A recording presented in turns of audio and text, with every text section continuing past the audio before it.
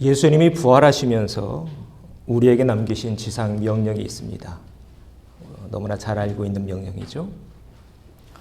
예수님의 이 지상 명령, 이제 제자들을 통해서 하나둘 이루어져 가게 됩니다. 여기 사마리아가 나오는데요. 사마리아를 전도한 사람이 누군가요? 빌립 집사님이었습니다. 우리가 몇 주 전에 봤던 내용이죠. 그리고 이제 이방인의 사도로 부름받은 사람이 나옵니다. 누군가요? 네, 오늘 주인공 바울입니다. 이렇게 예수님의 제자들, 어떤 제자는 유대인들에게 가서 복음을 전합니다. 또 어떤 제자는 이방인들에게, 헬라인들에게 복음을 전하게 됩니다. 그러면서 복음이 이젠 급속도로 확산되게 됩니다. 그래서 신종어가 탄생하게 되는데 새로운 언어가 탄생합니다. 어떤 단어? 그리스도인. 네. 처음 나오는 단어입니다. 크리스찬이라는 단어. 이젠 안디옥 교회를 중심으로 예수님의 지상 명령이 전 세계로 뻗어가고 있는 이 놀라운 장면을 두 눈으로 보고 있는 것입니다. 아주 놀라운 장면이죠. 자, 그런데 이렇게 축복받고 또 축하해야 될 일이 넘치던 바로 그때 교회에 큰 문제가 하나 발생합니다. 자, 이런 문제가 발생했는데요. 우리 한번 같이 읽어볼까요? 어떤 사람들이 유대로부터 내려와서 형제들을 가르치되 너희가 모세의 법대로 할례를 받지 아니하면 능히 구원을 받지 못하리라 하니. 아멘. 어떤 문제인가요? 할례에 관한 문제입니다. 좁게 말하면 할례에 관한 문제고 넓게 말하면 율법에 관한 문제입니다. 이제 이 문제를 어떻게 풀어가느냐에 따라서 교회에 존폐가 걸려 있습니다. 우리 인생도 가끔 그렇죠?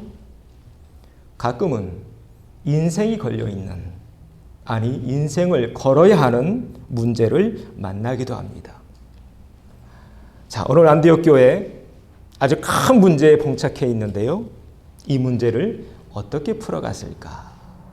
오늘 말씀을 통해서 그들의 지혜를 함께 배워가고자 합니다. 첫 번째입니다. 같이 읽어보죠. 함께 풀어가자. 만약 기독교가 유대교 안에 머물러 있었다면, 예수님의 복음이 유대인들에게만 국한된 복음이었다면 이 할례 문제는 전혀 문제가 되지 않았을 것입니다. 왜인가요? 유대인들은 나온 뒤 며칠 만에 할례를 받나요? 8일 만에 할례를 받는 민족이기 때문에 그렇습니다. 하나님이 아브라함에게 하신 창세기의 말씀이죠.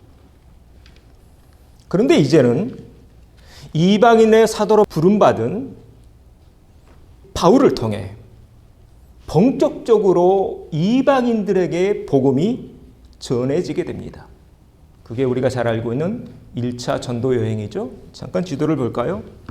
1차 전도 여행은 여기 안디옥, 우리가 알고 있는 안디옥 교회가 여기 있습니다. 지금의 시리아 땅입니다.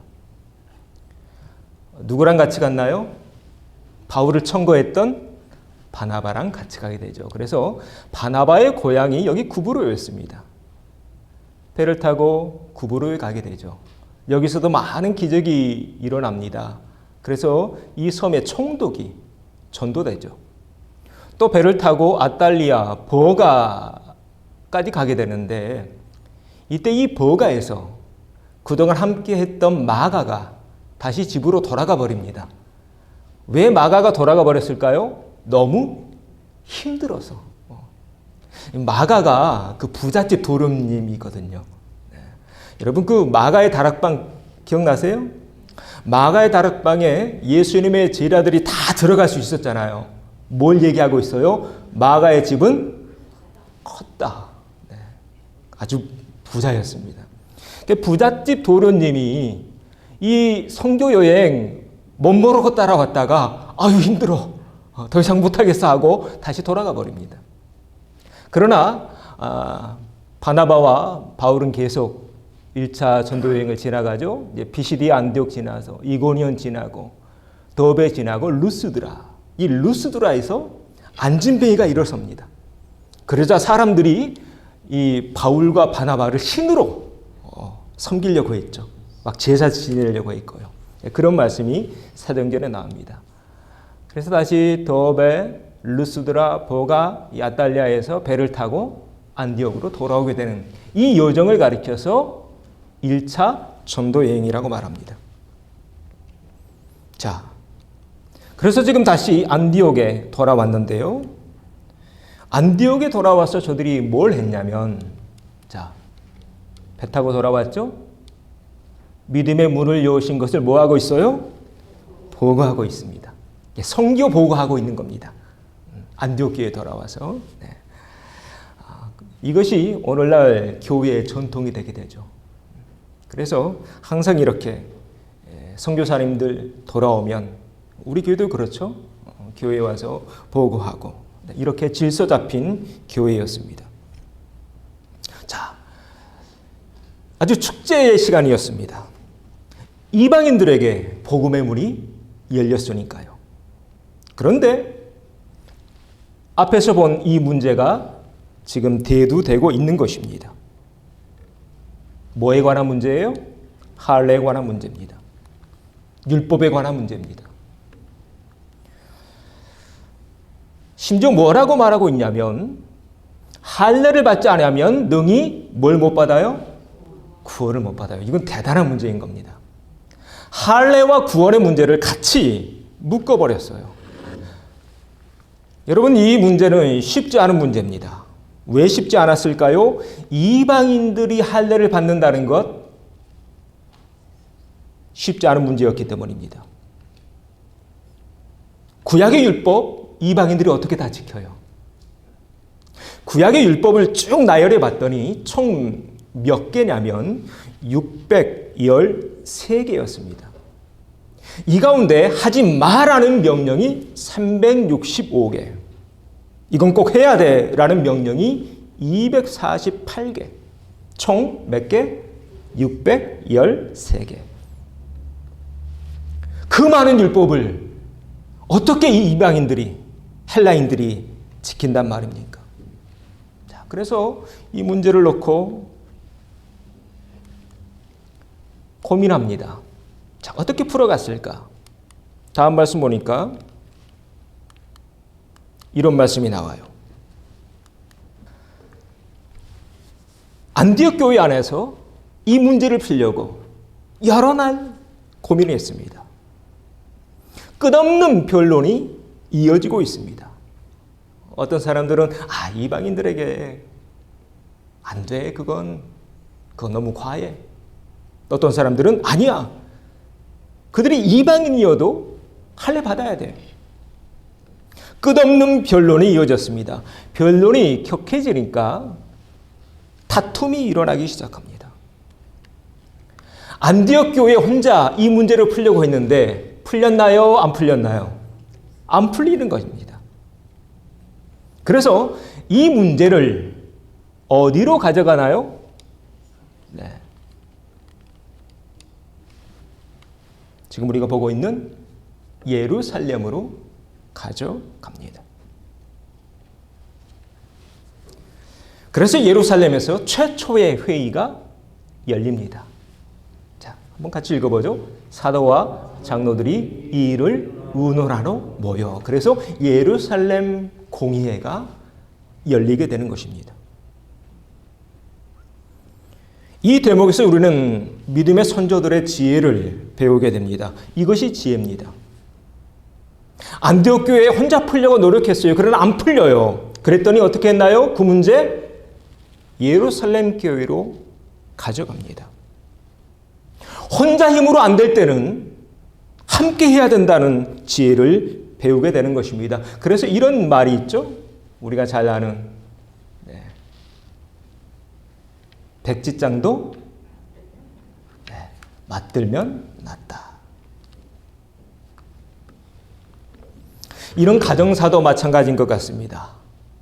그래서 가정은 남편만 있는 게 아니라 누구도 있나요? 아내도 존재하죠. 또 둘 사이에서 자녀들도 나옵니다. 남편 혼자 다 풀 수 없는 거 같이 풀어야죠. 그리고 이젠 자녀들이 장성하면 자녀들의 지혜도 함께 모아지는 것입니다.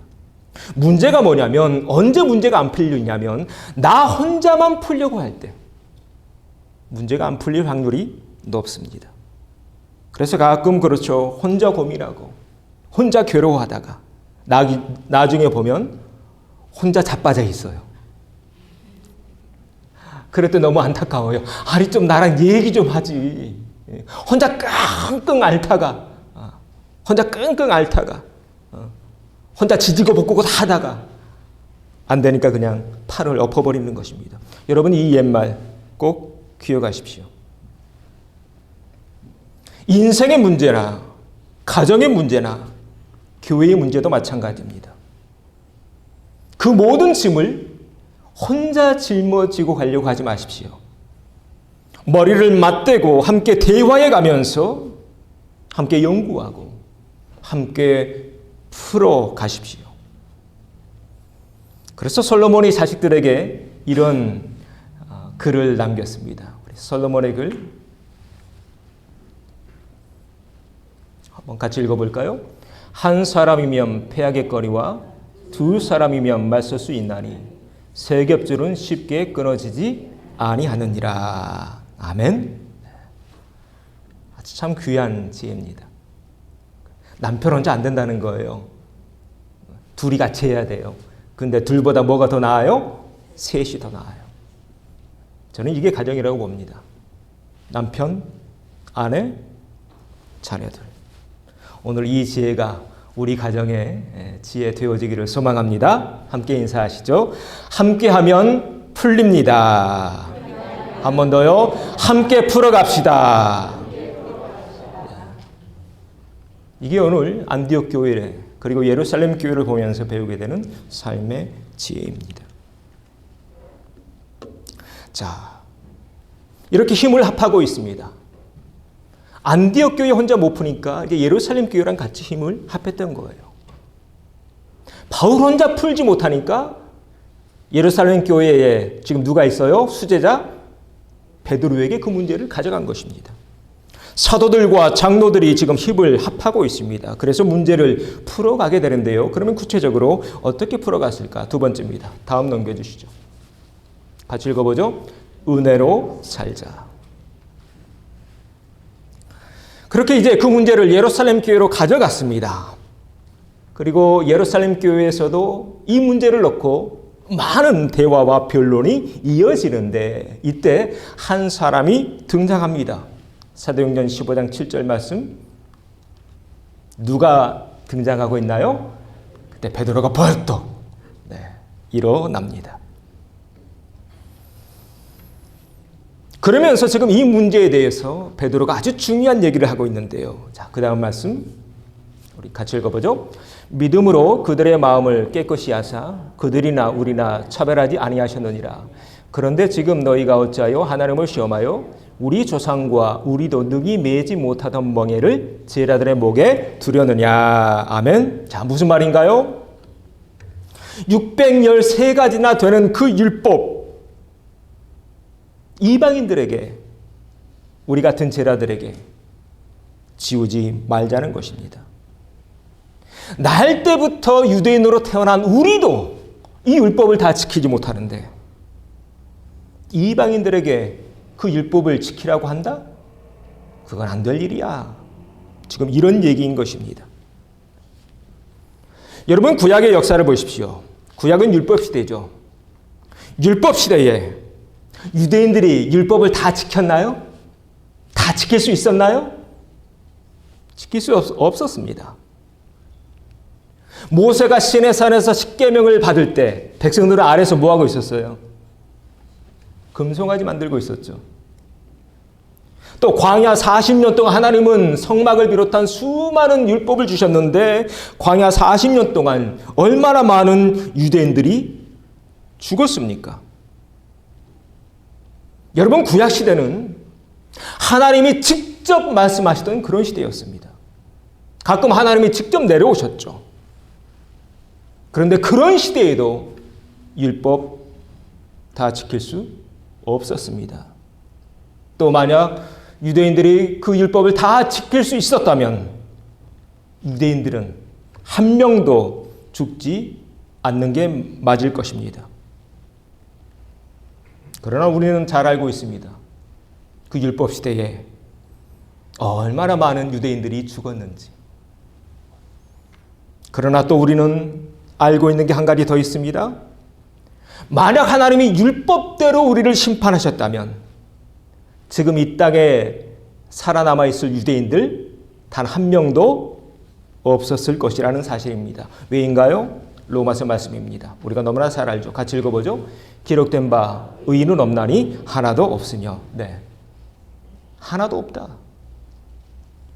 율법을 100% 지킬 수 있는 사람은 단 한 명도 없다. 그런데 놀라운 게 한 가지 있어요. 그럼에도 불구하고 구약의 유대인들 망하지 않고 삽니다. 왜 사나요? 무엇 때문에 사나요? 하나님의 은혜 때문에 삽니다. 죄를 지었지만 하나님이 그때그때 하나님의 은혜를 베푸시죠.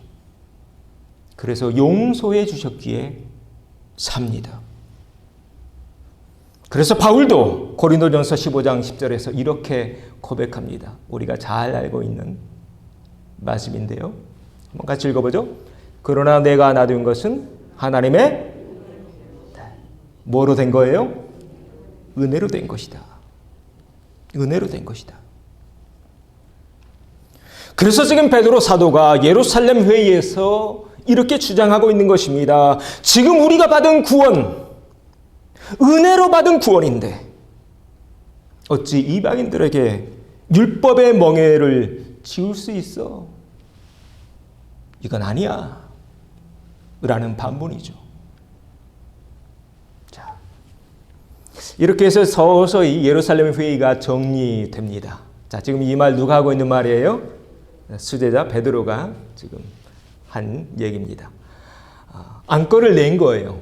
이걸 동의라고 합니다. 뜻을 냈다.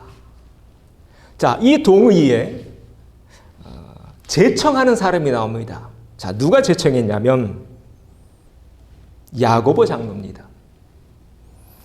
자, 그 다음 말씀 보여주시죠. 네, 이 말씀인데요. 야고보가 이렇게 말합니다.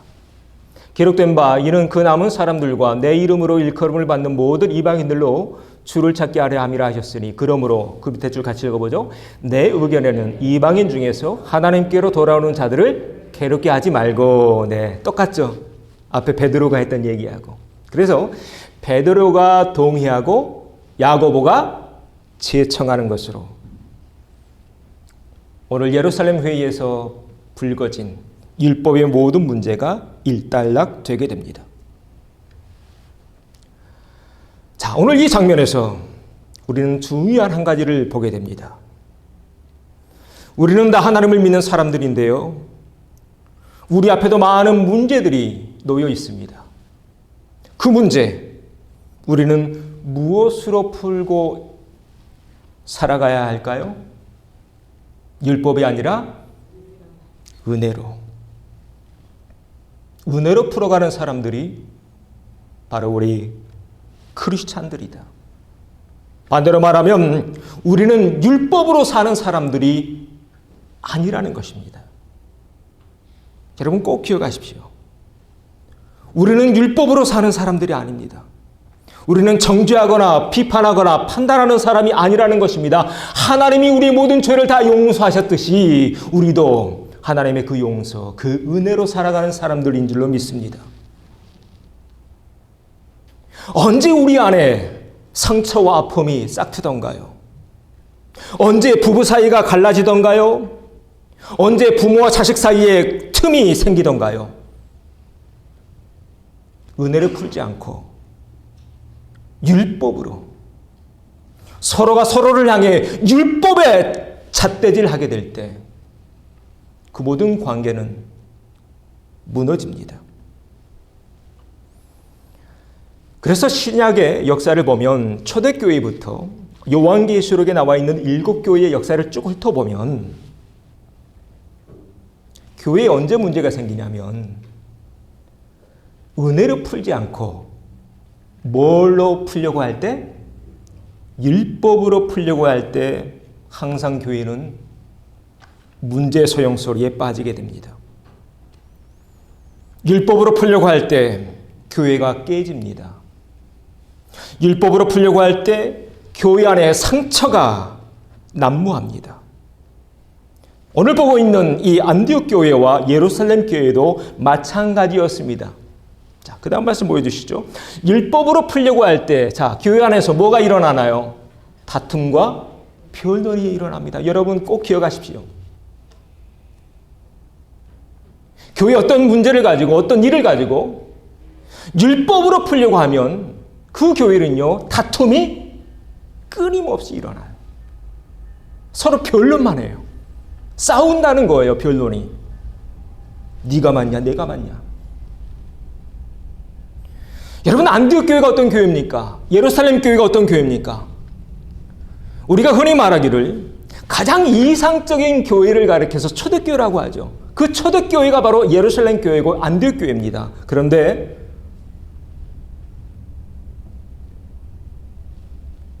은혜가 아니라 율법으로 풀려고 할 때 다툼과 변론만 난무하고 있는 것입니다. 오늘 이 아침에 꼭 기억하면 좋겠습니다. 저도 항상 기억하려고 노력하고 있습니다. 우리는 어떤 사람들이냐? 무엇으로 살아요? 은혜로 사는 사람들이다. 은혜로 사는 사람들이다. 율법이 아니라 은혜로 푸는 사람들이다. 여러분, 왜인가요? 우리는 왜 은혜를 안에 거하며 은혜로 풀어가야 할까요? 로마서 3장 말씀에 이런 말씀이 있습니다. 우리 같이 읽어보죠. 그리스도 예수 안에 있는 속량으로 말미암아 하나님의 은혜로 값없이 의롭다 하심을 얻은 자 되었느니라. 자, 우리가 의인이 되었어요. 의롭다 하심을 받았어요. 자, 그거 무엇으로 되었나요? 예수 안에 있는 하나님의 은혜로 된 거예요. 은혜로. 은혜가 뭔가요? 값 없이 받은 게 은혜죠. 이게 우리 크리스찬의 정체성이라는 것입니다. 그래서 우리는 항상 은혜가 가득해야 돼요. 오늘 이 아침에 여러분 마음속에 은혜가 가득한 줄 믿습니다. 여러분 가정에도 은혜가 충만한 줄 믿습니다. 우리 교회도 은혜 충만한 교회인 줄 믿습니다. 이게 우리 크리스찬의 정체성이다. 은혜로 푸는 사람들, 은혜 안에 사는 사람들. 자, 우리 옆에 있는 분과 이렇게 고백합시다. 은혜로 풀어갑시다. 네, 혹시 식구들 같이 있으면 다시 한번 인사합니다. 앞으로는 은혜로 풉시다. 네, 네, 네. 그래야 천국이 되는 거예요. 네. 율법으로 풀면요, 안 돼요. 답이 안 나와요. 끝없는 변론. 뭐 객관적으로 보면 말이야, 이러면 안 풀려요. 객관적인 게 어디 있어요? 부부 사이에. 그렇잖아요. 부모와 자식 사이에 객관적인 게 어디 있어요? 거기가 뭐 회사인가요? 네. 안 풀립니다. 율법으로 풀려고 하면. 은혜로 풀어가는 우리 모든 가정들 돼야 할 줄로 믿습니다. 자, 조금만 더 깊이 들어가 보죠. 자, 그러면 은혜로 푼다는 것의 구체적인 의미는 무엇일까? 지금 베드로가 동의하고 야고보 장로가 제청함으로 예루살렘 교회의 그 회의가 은혜롭게 끝나게 되는데, 자, 도대체 어떤 안건이었길래 그렇게 은혜롭게 끝날 수 있었을까? 자, 다음 세 번째입니다. 오늘 주제인데요. 같이 읽어보죠. 치우치지 말자.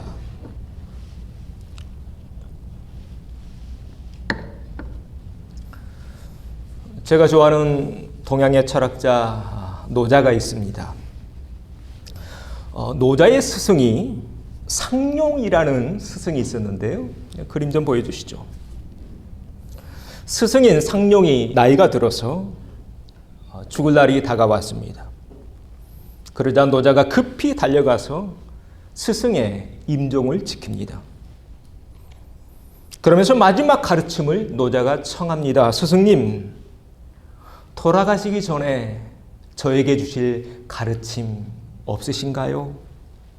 그러자 노자의 스승 상룡이 갑자기 입을 크게 벌립니다. 그러면서 묻습니다. 무엇이 보이느냐? 지금 내 입 안에 혀가 있느냐? 그러자 노자가 대답합니다. 네, 스승님, 혀가 있습니다. 이번엔 스승 상룡이 또 이렇게 묻습니다. 그러면 이빨은 있느냐? 상룡은 나이가 많아서 이빨이 다 빠졌던 것입니다. 그래서 이가 남아있는 게 하나도 없었습니다. 이에 제자 노자가 이렇게 답합니다. 스승님, 이빨은 하나도 없습니다. 그러자 대뜸 노자의 스승 상룡이 이렇게 제자에게 묻습니다. 지금 이것이 무엇을 의미하는지 알겠느냐? 혹 여러분 아시겠습니까? 왜 그랬을까요? 상룡이 죽기 전에 마지막 가르침을 노자에게 주고 죽는데 왜 입을 쩍 벌리고 하나도 남지 않은 일을 보여줬던 것일까요? 노자가 이때 이렇게 대답합니다. 네, 스승님, 그 뜻을 알겠습니다. 이빨처럼 딱딱한 것은 먼저 없어지고 혀처럼 부드러운 것은 오래 남는다는 가르침이시군요. 이 이야기에서 나온 사자성어가 있습니다. 치망존설이라는 사자성어입니다. 이빨은 다 부서지지만 혀는 계속 남아있다. 그렇습니다. 강한 것은 쉽게 부러지지만 부드러운 것은 생명력을 계속 이어갑니다. 오늘 초대교회가 그랬습니다. 오늘 회의가 계속해서 파워 대 파워로 끝났다면, 그래서 계속 부딪혔다면 교회는 깨지고 말았을 것이고 기독교는 유대교의 한 분파로 끝났고 말았을 것입니다. 만약 그랬다면 이 땅 미국도 없었을 것이고 우리 조국 조선 땅에 복음이 들어오지 못했겠죠. 그러나 2000년 전에 교회는 깨지지 않습니다. 그 위기를 교회는 이겨냅니다. 어떻게 가능했을까? 오늘 야고보 장로님이 이런 안건을 내놨기 때문입니다. 그 말씀 보여주시죠. 우리 같이 읽어봅니다. 그러므로 내 의견에는 이방인 중에서 하나님께로 돌아오는 자들을 괴롭게 하지 말고 다만 우상의 더러운 것과 음행과 목매어 죽인 것과 피를 멀리하라고 편지하는 것이 옳으니.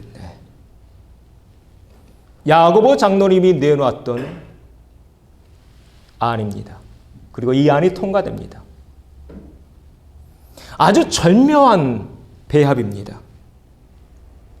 앞부분에는요, 하나님께로부터 돌아오는 자들을 괴롭게 하지 말라. 이 부분은 이방인들을 위한 내용이고, 그 아랫부분, 다만 우상의 더러운 것과 음행과 목매어 죽인 것과 피를 멀리하라. 이것은 유대인들을 위한 내용입니다. 한마디로 적절한 안배를 이루고 있는 것입니다. 이 대목에서 우리가 꼭 기억해야 될 삶의 지혜 한 가지가 있습니다. 바로 이것입니다. 어떤 삶? 치우치지 않는 삶. 이걸 동양에서는 이렇게 말하더군요. 중용이라고. 네. 어떤 뜻인가요? 지나치거나 모자람이 없는 조화로운 상태. 바로 중용. 치우치지 않는 삶. 성경의 잠언에는 이렇게 말하고 있습니다. 좌로나 우로나 치우치지 말고 내 발을 악에서 떠나게 하라. 다 같은 맥락의 이야기입니다. 바로 이 지혜가 오늘 교회를 구해내고 있는 것입니다. 바라기는 이 중용의 지혜, 저와 여러분의 지혜 되어지기를 소망합니다. 자, 그런데요, 사실 우리는 이 지혜를 어릴 적부터 이미 배웠어요. 이미 익혔어요. 가끔 아이들에게 물어보죠. 엄마가 좋아? 아빠가 좋아? 아이들이 뭐라고 답하던가요? 세상 물정 모르는 아주 순수할 때는 속에 있는 걸 그대로 다 얘기해요. 그런데 머리가 조금만 굵어지면 아빠랑 있을 때는 아빠가 좋아. 엄마랑 있을 때는 엄마가 좋아. 둘 다 있을 때는 엄마 아빠 다 좋아. 그러다가 대답하기 좀 애매하면 몰라 하고 도망가 버리죠. 왜 그렇게 대답했던 것일까요? 아이들은 아는 것입니다. 그래야 집안이 평안하니까요. 그런 아이들의 모습을 보면서 우리가 옳고 그름을 논할 수는 없겠죠. 여러분, 그것입니다. 우리가 어릴 때 이미 배웠습니다. 좌로나 우로나 치우치지 않는 삶, 중용의 삶. 오늘 본문도 마찬가지입니다. 지금 안디옥 교회 그리고 예루살렘 교회에 큰 문제에 봉착해 있습니다. 이 문제를 어떻게 푸느냐에 따라서 교회에 존폐가 달려 있습니다. 좌로 치우치면요, 유대인들을 잃을 수 있습니다. 우로 치우치면 이번엔 이방인들을 잃고 맙니다. 그리고 그렇게 좌로나 우로나 치우치는 것, 내 발에서 뭐에서 떠나라고 하죠? 악이라고 말합니다. 좌로나 우로나 치우칠 때 우리는 악에 빠질 수 있습니다. 왜인가요? 내가 어느 쪽으로 치우치면 반대편에 있는 사람은 상처받을 수 있으니까요. 여러분, 그렇잖아요. 엄마가 좋아, 아빠가 좋아할 때 엄마 좋아 그러면 아빠는 남편도 삐집니다. 안 삐질 것 같아요. 삐집니다. 반대도 마찬가지고요. 바라기는 오늘 이 지혜가 우리의 지혜 되어지기를 소망합니다. 그래서 좌로나 우로나 치우치지 않는 삶, 중심을 잡고 가는 삶, 중용을 배워가는 삶, 바로 이것이 삶의 지혜가 아니겠는가. 그럴 때 우리 삶이 화목해지고 은혜가 가득하게 되고 서로 사랑이 넘치는 그런 가정, 그런 공동체가 되어가는 것입니다. 자, 우리 옆에 있는 분들과 이렇게 한번 인사하시죠. 좌로나 우로나 치우치지 맙시다. 네. 위기는 기회라는 말이 있습니다. 기회는 혼자가 아니라 함께 할 때, 또 율법이 아니라 은혜를 선택할 때, 좌로나 우로나 치우치지 않는 중용의 덕을 배워갈 때 우리에게 주어집니다. 오늘 배운 이 선배님들의 삶의 지혜가 우리의 것 되어 우리의 삶과 가정과 교회 안에 평안과 은혜만이 가득하기를 주의 이름으로 축원합니다.